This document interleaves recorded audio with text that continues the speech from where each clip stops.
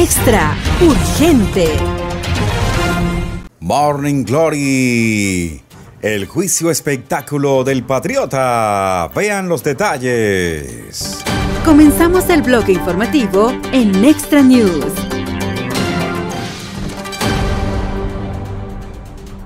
Lo primero es lo primero.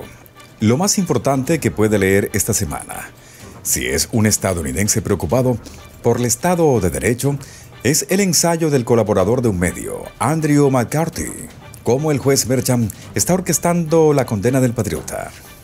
Lo que McCarthy narra es el intento absolutamente impactante del juez de primera instancia, Juan Merchan, y del fiscal de distrito de Manhattan, Alvin Bragg, de conseguir, por cualquier medio necesario, una condena del presidente patriota. Solo los lectores de mentes pueden discernir los verdaderos motivos detrás del incomprensible abuso de los poderes por parte del juez Merchan. Los jueces de los tribunales de primera instancia de New York se denominan magistrados, así que no confunda a Merchan con el equivalente estatal de uno de los 9 jueces de nuestro Tribunal Supremo Federal. No es uno de los 7 jueces más altos del Empire State, que juntos componen el tribunal más alto del estado. Ni siquiera es un juez de un tribunal de apelaciones. Merchan es simplemente un juez de primera instancia ordinario, que nunca será confundido con una gran mente jurídica o, en mi opinión, incluso con una persona negativa promedio e imparcial. Merchan me parece un partidario que se ha vuelto negativo, pero que todavía tiene derecho al respeto que se debe a cualquiera que lleve toga en cualquier tribunal. Es necesario señalar que Merchan realizó contribuciones nominales a las elecciones presidenciales de Estados Unidos en el año 2020, donando $15 a la campaña de Joe, $10 a Progressive Turn Project y $10 a Stop Republicans. Estos gestos, y son solo eso, gestos pensados como actos simbólicos de lo que no sé, me parecen asombrosos.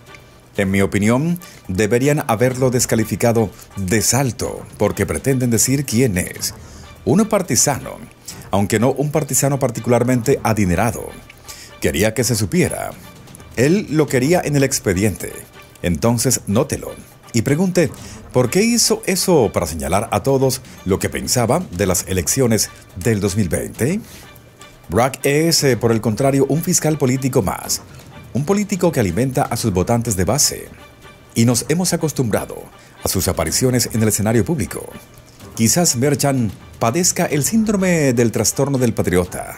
No lo sabemos y no podemos saberlo, porque cuestionarlo está más allá de la capacidad de cualquiera, a menos que de alguna manera el patriota pueda entablar una acción de la sección 1983 contra Merchan y Bragg por violación de sus derechos constitucionales bajo el pretexto de la ley estatal.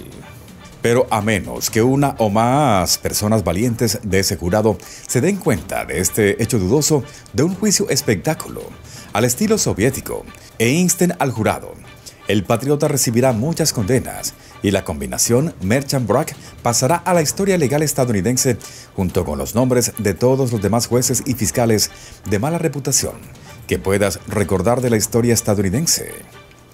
Es muy poco probable que surja un jurado así, dadas las extravagantes manipulaciones de Merchan del proceso ordinario debido a cualquier acusado penal, pero podemos rezar para que alguien rescate la reputación de Estados Unidos de este caos o de este circo.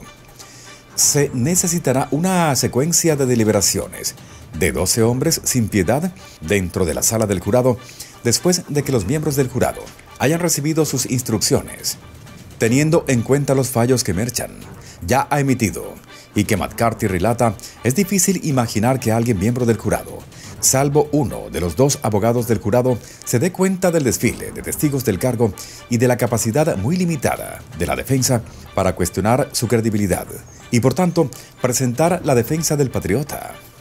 El patriota eventualmente verá revocadas todas las condenas que surjan después de que este circo concluya, pero para entonces el impacto en nuestras elecciones será permanente. Merchan parece empeñado en ver al patriota esposado y fotografiado, detenido, aunque sea por un día o incluso por una sola fotografía. En su decidida búsqueda, Merchan no les ha hecho ningún favor a todo el país. Para apreciar penalmente el daño que está causando Merchant, habría que haber estudiado Derecho Constitucional y Procedimiento Penal, y de uno o dos buenos profesores.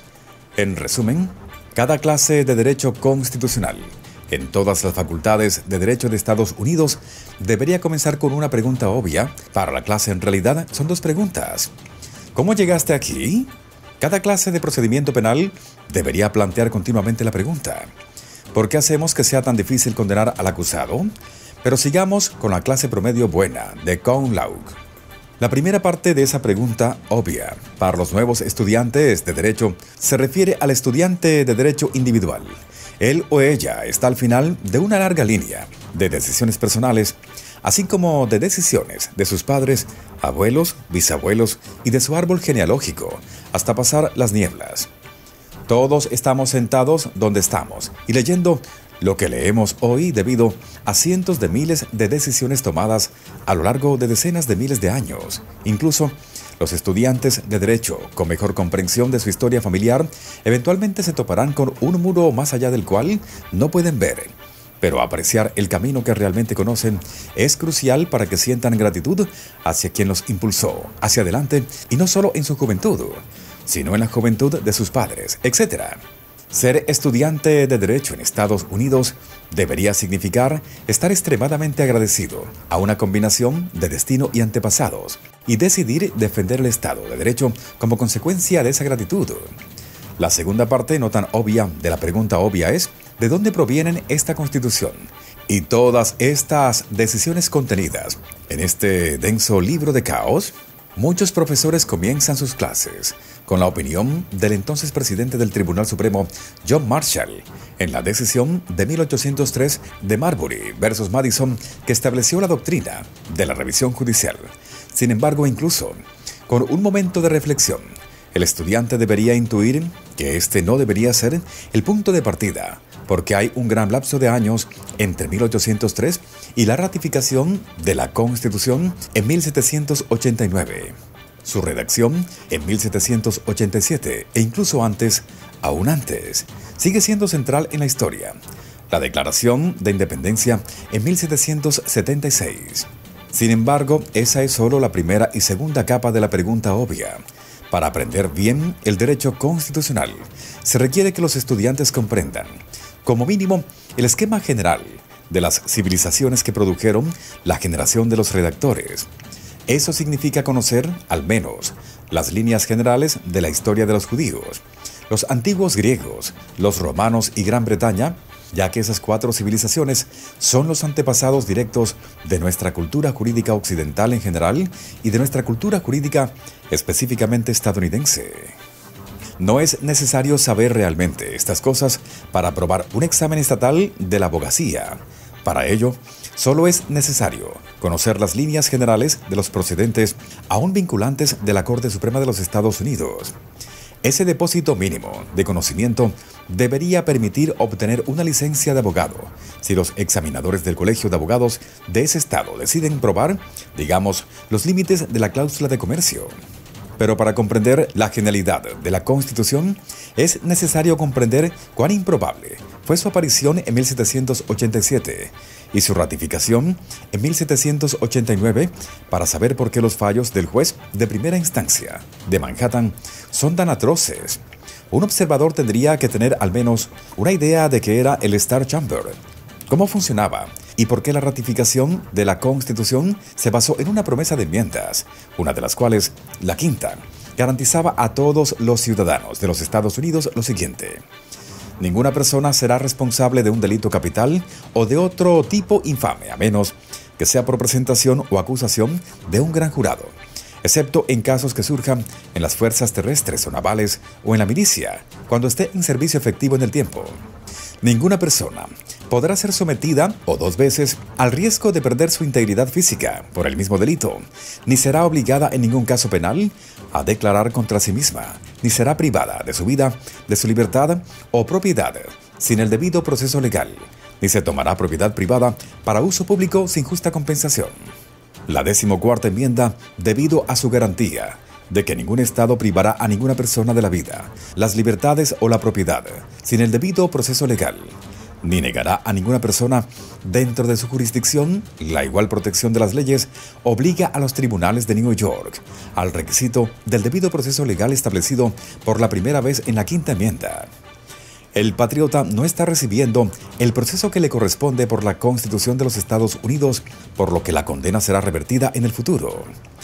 McCarthy argumenta en otro lugar que al patriota también se le niegan sus derechos bajo la Constitución del Estado de New York, específicamente una disposición de debido proceso destinada a evitar exactamente lo que Bragg ha hecho aquí: obligar a un acusado a ir a juicio sin ser notificado de la decisión. ¿Por qué debería importarles a los opositores políticos del patriota? ¿Por qué deberían angustiarse incluso aquellos más angustiados por la creciente probabilidad de un segundo y último mandato del patriota?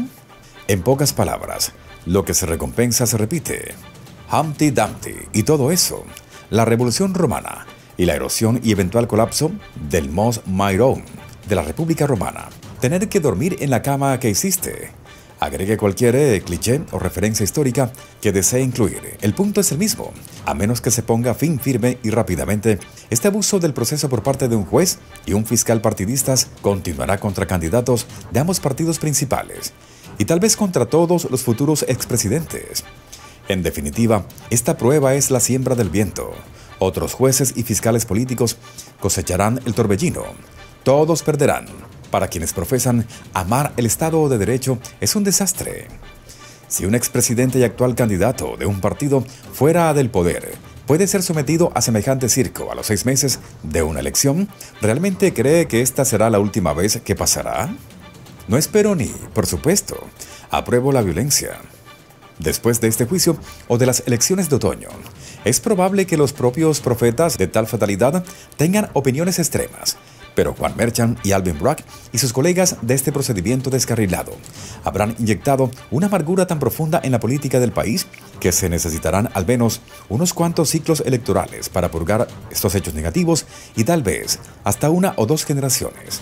No sabremos de este lado del cielo qué pensaban Merchan y Bragg, qué estaban haciendo, pero lo que ya han hecho es suficiente para colocarlos en la columna de quienes anteponen la política a la ley en perjuicio grande y duradero de la República. Muy pronto, vuelve a escuchar las noticias más relevantes en este canal de noticias.